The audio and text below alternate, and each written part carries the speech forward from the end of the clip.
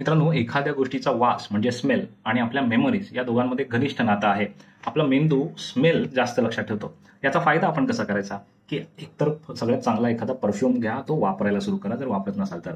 आणि perfume consistently वापरा. तोच परफ्यूम कन्सिस्टंटली वापरा जेणेकरून तुमच्या मेमरीज समोरच्या व्यक्तीच्या मनात दीर्घकाळ लक्षात राहतील, फ्रेश राहतील. नेक्स्ट टाइम पुन्हा जेव्हा तुम्ही त्यांना भेटाल तोच तुमचा परफ्यूमचा स्मेल त्यांना जुन्या आठवणी करून देईल. पण समजा काहीतरी एखादी गडबड झाली, तुमचं रिलेशनशिप कुठे खराब झालं, एखादी मीटिंग फार चांगली गेली नसेल, पुढच्या वेळेला त्याच व्यक्तीला भेटताना कम्प्लिटली वेगळा परफ्यूम वापरून जा, जेणेकरून त्यांना त्या जुन्या मेमरीज फार आठवणार नाहीत किंवा त्या नव्या मेमरीज त्यांच्या तयार होतील, कारण कम्प्लिटली नवा परफ्यूम तुम्ही वापरलेला असेल.